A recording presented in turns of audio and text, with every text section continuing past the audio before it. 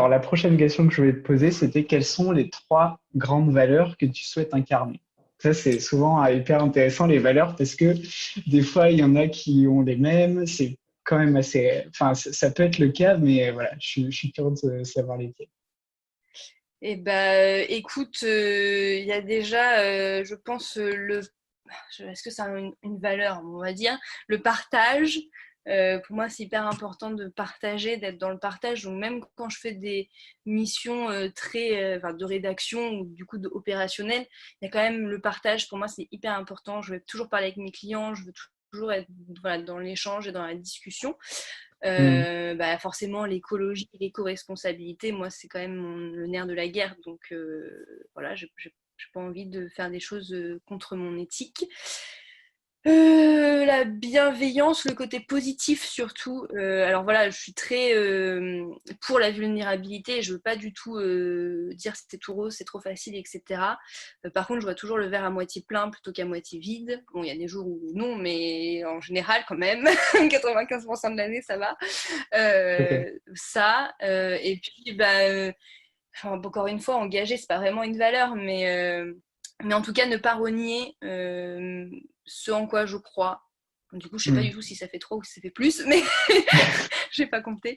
Mais, Non, mais écoute, on est pas voilà, mal. en Je pense gros, qu'on dans est à peu près. l'idée, Ouais. voilà, le partage, l'écologie et la bienveillance, l'humain, voilà, tout ça, l'authenticité, enfin, Ok. tout ce que Et je l'engagement. prône en fait. L'engagement en Et l'engagement. dernier. Ouais. L'engagement, ouais, c'est obligatoire. Ok. Top. Top. Alors moi, du coup, c'est intéressant parce que j'ai pas du tout préparé. Enfin, j'ai préparé ces questions évidemment, mais j'ai pas préparé mes réponses. Euh, je pense que une des. Alors déjà, j'en ai deux parce que c'est aussi un peu ce que j'appelle mes essentiels par rapport à mon activité. C'est la relation humaine, donc ça correspond à la notion de partage dont tu parlais tout à l'heure. Et c'est pour ça qu'on fait ce type de live, par exemple. Euh, il y a aussi une valeur forte, c'est l'instant présent, qui est pour moi assez vraiment, vraiment hyper importante parce que dans notre société maintenant, de plus en plus, quand j'écoute des podcasts sur le développement personnel, des témoignages de gens, etc., on a des oppositions entre eux, on a des réseaux sociaux qui nous connectent au monde entier, mais qui finalement captent notre attention et le moment présent, justement. Et du coup, ben, on a l'impression de se connecter avec plein de monde, alors que finalement, on n'est peut-être pas forcément assez connecté à ces moments-là avec nous-mêmes ou avec la personne avec qui on prend un verre ou avec qui on est au resto ou à une soirée. Euh, et de l'autre côté, on a ce besoin de revenir à l'instant présent. Et justement, c'est ce que je fais moi durant les coachings. C'est vraiment, on est en pleine écoute. Et ça, des fois, les gens n'ont peut-être pas forcément l'habitude. Enfin, l'habitude. Ils ont peut-être perdu cette habitude aussi d'être plutôt sur ce côté instant présent et à- au fait qu'il y ait quelqu'un en fait qui soit vraiment en écoute aussi actif parce que parfois au niveau des relations humaines on peut projeter des choses sur l'autre et pas forcément être en écoute active. Je sais pas si vous comprenez bien, mais du coup voilà c'est en gros ne pas mettre une sorte de filtre ou ne pas mettre le côté subjectif quand on écoute quelqu'un, mais vraiment cette écoute active qui permet de rester dans l'instant présent. Et puis, en troisième valeur, je pense que c'est l'authenticité, parce que je ne me vois pas faire, bah, un peu comme toi, à m'engager sur des choses qui ne me plaisent pas, ou à collaborer avec des gens avec qui je sens qu'il n'y a pas de feeling, en fait, parce que souvent, c'est pour faire une aparté aussi sur l'entrepreneuriat, on dit souvent, et dans beaucoup de témoignages d'entrepreneurs qui ont réussi, ils disent souvent ce qui est important, c'est l'équipe, c'est les gens, mais c'est pas forcément les compétences des gens, c'est les personnalités. Est-ce que les personnalités matchent les unes avec les autres? Du coup, est-ce que globalement, dans une équipe, on arrive à bosser ensemble et pas est-ce qu'on sait techniquement faire ce truc? Et du coup, voilà, ça me semble intéressant, ces trois choses-là. Carrément. Voilà. Alors, du coup, la question assez marrante toujours, parce que c'est assez challengeant. Quelle est ta vision à long terme par rapport à ton activité? Ça c'est la bonne question à laquelle je n'ai jamais de réponse. Il faut savoir que j'ai un petit brin d'éco-anxiété et que du coup j'ai beaucoup de mal à me projeter.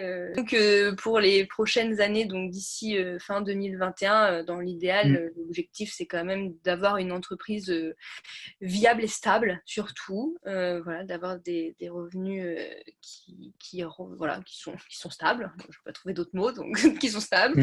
Et voilà, dans l'optique de pouvoir avoir mon business au service de ma vie et pas ma vie au service de mon business, et du coup pouvoir utiliser l'argent que je gagne avec mon business pour le réinjecter dans mon entreprise principalement, parce que même si j'ai pas l'agrément ESUS, en fait je fonctionne un peu pareil, hein, une grosse partie de ce que je gagne est réinjecté dans mon entreprise. Et c'est quoi l'agrément dont tu parles? L'agrément ESUS, c'est l'agrément pour les entreprises de l'ESS, c'est entreprise d'utilité sociale et solidaire, si je ne me trompe pas, ou solidaire et sociale, enfin bref. Et du coup, en gros, c'est pour assurer que les bénéfices des entreprises de l'ESS, enfin que les entreprises de l'ESS ne vont pas utiliser les bénéfices pour s'en mettre plein les poches, mais pour les réinjecter, investir, etc. Donc il y a d'autres critères, il faudrait que je le relise, mais... mais voilà, dans l'idée, c'est des choses qu'on peut demander quand on a une entreprise de l'ESS. C'est un peu compliqué, il me semble, mais voilà. Et donc, voilà. Et après, le reste de mon argent, du coup, voilà, pouvoir avoir la vie dont je rêve, c'est-à-dire une vie un peu plus autonome, au grand air, tout ça. Pour l'instant, je suis dans un 35 mètres carrés à Nantes, mais j'espère que d'ici quelques années, j'aurai une maison avec un terrain. Ok. Intéressant. Et t'avais fait, est-ce que tu avais fait comment on appelle ça, le tableau de visualisation? Je sais pas si tu vois ce que c'est. Non. Non? Ok. Du coup, ça pourrait être intéressant. C'est en gros, moi, ce que j'ai fait, c'est par exemple, tu définis justement la vie à laquelle tu aspires, ta vie rêvée, quoi. Du coup, tu listes tout ce dont tu aurais envie dans cette vie-là, quoi. Donc, typiquement, ce que tu dis, tu vois une maison à la campagne, par exemple, pouvoir investir peut-être pas seulement dans ton entreprise, mais dans des projets aussi qui tiennent à cœur à côté. Voilà, ça peut être tout ça, quoi. Et donc, c'est assez intéressant. Et tu peux le faire, moi, parce que je trouvais ça un peu dommage de le faire sous forme de liste, comme ça, voilà, liste bateau, quoi, comme une liste de courses. Enfin, ça n'avait pas trop de sens pour moi. Et j'ai fait ça par des images. Et donc, j'ai mis des images des lieux où je voulais vivre ou des activités que je voulais avoir, etc., etc. Je vais me renseigner, je vais essayer de faire ça. Ça va peut-être me débloquer des choses. Ouais. Carrément. Ouais, c'est intéressant. Valérie qui dit j'en ai un et ça marche, tu vois. Et l'ikigai, ouais, effectivement, la méthode ikigai, c'est vachement bien, elle aussi. De toute façon, c'est comme je voulais parler, ça fait une bonne transition aussi. L'ikigai est le pourquoi qui a été, on va dire, popularisé par Simon Sinek, le conférencier et coach. Ça correspond à peu près à la même chose. Et tableau de visualisation, c'est dans la même démarche, quoi. Donc, et moi, donc, pour répondre à cette question de vision long terme, justement, je vais raccrocher un peu pour l'instant le pourquoi je fais tout ça. Parce que un peu comme toi, ça n'a pas forcément beaucoup de sens de me dire dans 5 ans je serai là ou même dans 1 an ou dans 3 ans. Mais par contre, moi vraiment j'aspire à construire en fait une société qui soit plus éthique, audacieuse et résiliente, où chacun en fait puisse réaliser son plein potentiel et ses rêves et puisse avoir des relations durables autant avec lui-même qu'avec les autres et la nature qui l'entoure. Donc ça globalement c'est voilà la direction que je prends.